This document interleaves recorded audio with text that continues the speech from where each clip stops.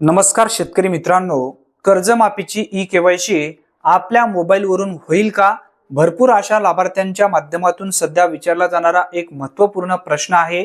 याचबरोबर कर्जमाफीची यादी आपल्या मोबाईलमधून डाउनलोड करता येईल का, याविषयी सुद्धा माहिती आपण व्यवस्थित समजून घेऊया।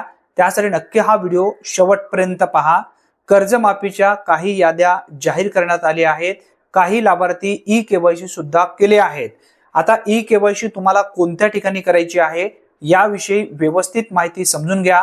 आपले सरकार सेवा केंद्र वरती तुम्हाला जायचंय आणि त्या ठिकाणी कर्जमाफीचा जो काही विशिष्ट नंबर आहे तो नंबर त्या ठिकाणी देऊन तुम्हाला आधार प्रमाणीकरण करायचंय, म्हणजे आधार बायोमेट्रिक करून घ्यायचंय तुमचा अंगठा लावून। तरच तुमच्या बँक खात्यामध्ये जो काही कर्ज खाता आहे त्यामध्ये पैसे येणार आहेत। ज्यांची ई केवायसी झालेली आहे अशा लाभार्थ्यांची 31 जुलै पर्यंत कर्जमाफीची रक्कम जी आहे कर्ज खात्यामध्ये जमा केली जाणार आहे, हे सुद्धा तुमच्या लक्षात असू द्या। आणि भरपूर असे लाभार्थी सध्या म्हणत आहेत आपल्या मोबाईलवरून ई केवायसी करता येईल का?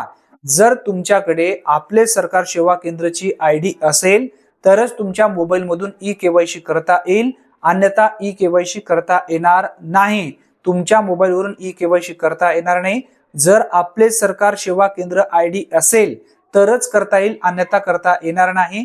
तुम्हाला आपले सरकार सेवा केंद्र वरती जाऊनच ई केवायसी करावी लागेल, हे मात्र नक्की तुमच्या लक्षात असू द्या। भरपूर असे लाभार्थी कमेंट सुद्धा करत आहेत कर्जमाफीची यादी मोबाईल मधून डाउनलोड कशी करायची आहे या संदर्भात माहिती द्या। कर्जमाफीची यादी जो काही कर्जमाफीचा पोर्टल आहे तिथून तुम्हाला थेट डाउनलोड करता येणार नाही। आपले सरकार सेवा केंद्र आयडी वरूनच तुम्हाला ती यादी डाउनलोड करावी लागेल। भरपूर अशा गावागावातील ग्रामपंचायतच्या थ्रू असेल, आपल्या गावातील आपले सरकार सेवा केंद्र असेल त्यांच्या मार्फत व्हॉट्सअप वरती याद्या प्रत्येक गावाचे जवळपास आलेले आहेत। तिथून तुम्ही विशिष्ट नंबर घेऊ शकता कर्जमाफीचा, परंतु आपले सरकार सेवा केंद्र वरती जाऊनच तुम्हाला ई केवायसी करता येणार आहे, हे तुमच्या लक्षात नक्की असू द्या।